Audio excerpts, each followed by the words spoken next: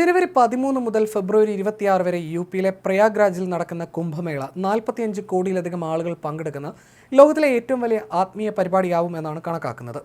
10,000 കോടിയോളം ചെലവിട്ട് കേന്ദ്ര സംസ്ഥാന സർക്കാരുകൾ ഇവിടെ പാലങ്ങളും ടെന്റുകളും എല്ലാം ഒരുക്കി സർവ്വസജ്ജമായിരിക്കുകയാണ്.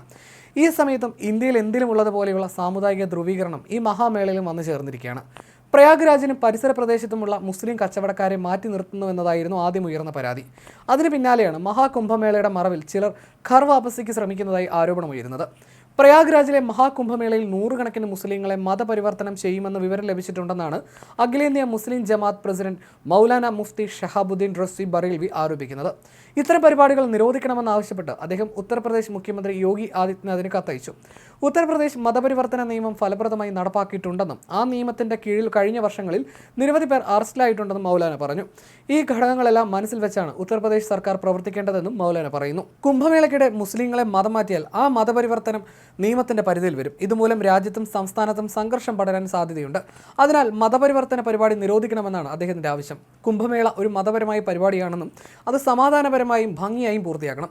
സമൂഹത്തെ ഒന്നിപ്പിക്കുന്ന സന്ദേശമായിരിക്കണം ഇവിടെ നിന്ന് ലഭിക്കുന്നത്, അല്ലാതെ അതിനെ തകർക്കുന്നതല്ല. നൂറുകണക്കിന് മുസ്ലിങ്ങളെ മതപരിവർത്തനം ചെയ്താൽ മതമൗലികവാദ ആശയങ്ങളുള്ള മുസ്ലിം സംഘടനകൾക്കും ക്രിസ്ത്യൻ മിഷണറിമാർക്കും വളരെയധികം പ്രയോജനം ലഭിക്കുമെന്നും അവർക്ക് അവരുടെ അഭിപ്രായങ്ങൾ പ്രകടിപ്പിക്കാൻ ധാരാളം അവസരങ്ങൾ ലഭിക്കുമെന്നും മൗലാന കത്തിൽ പറയുന്നു. അതിനാൽ മുസ്ലിങ്ങളെ മതം മാറ്റരുതെന്നും മൗലാന പറയുന്നു. എന്നാൽ കൂട്ട കർവാപ്പസിക്ക് തങ്ങൾ നീക്കമൊന്നും നടത്തുന്നില്ലെന്നും ആരെങ്കിലും സനാതനധർമ്മം സ്വീകരിക്കാൻ വന്നാൽ തടയില്ലെന്നുമാണ് വിശ്വ ഹിന്ദു പരിഷത്ത് അടക്കമുള്ള സംഘടനകൾ പറയുന്നത്. ഏതെങ്കിലും കാലയളവിൽ വിവിധ കാരണങ്ങൾ കൊണ്ട് സനാതനധർമ്മം വിട്ടുപോയവർ ആഗ്രഹിക്കുന്നുവെങ്കിൽ മഹാകുംഭമേളയിലെ പുണ്യകാലഘട്ടത്തിൽ തിരികെ എത്തിക്കാൻ സഹായിക്കുമെന്ന് അഖില ഭാരതീയ അഖാഡ പരിഷത്ത് അധ്യക്ഷൻ മഹന്ത് രവീന്ദ്ര പുരി പറഞ്ഞു.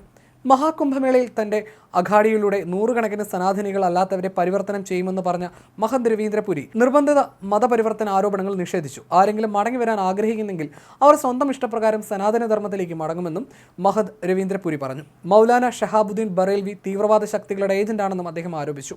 ന്യൂ ഇയർ ആഘോഷങ്ങൾ അനിസ്ലാമികമാണെന്നും മുസ്ലിങ്ങൾ അത് ആഘോഷിക്കരുതെന്നും പറഞ്ഞ് ഫത്വ പുറപ്പെടുവിച്ച മതപണ്ഡിതനാണ് ഇദ്ദേഹം. ക്രിസ്ത്യൻ കലണ്ടറുമായി ബന്ധപ്പെട്ട ഇത്തരം ആഘോഷങ്ങൾ ഇസ്ലാമിക പാരമ്പര്യങ്ങളുടെ ഭാഗമല്ലെന്നും അതിനാൽ ഹറാമാണെന്നുമുള്ള അദ്ദേഹത്തിന്റെ പരാമർശം വലിയ വിവാദങ്ങൾക്ക് വഴിയിട്ടിരുന്നു. പക്ഷേ നേരത്തെ പൗരത്വ ഭേദഗതി നിയമത്തിലടക്കം മോദി സർക്കാരിനെ അനുകൂലിക്കുകയാണ് ഇദ്ദേഹം ചെയ്തിരുന്നത്. അന്ന് സംഘപരിവാർ സ്പോൺസേഡ് മൗലവി എന്നാണ് ഇയാൾ വിമർശിക്കപ്പെട്ടിരുന്നത്. അതേസമയം ഉത്തർപ്രദേശിൽ കാശി എന്ന് വിളിക്കുന്ന വാരാണസിയിൽ നിന്ന് 122 കിലോമീറ്റർ അകലെയാണ് പ്രയാഗ്രാജ്. അലഹബാദ് എന്നായിരുന്നു പഴയ പേര്. ഇവിടെ ഗംഗ യമുന സംഗമ തീരത്താണ് കുംഭമേളയുടെ ഏറ്റവും പ്രധാനപ്പെട്ട ചടങ്ങായ സ്നാനം നടക്കുന്നത്.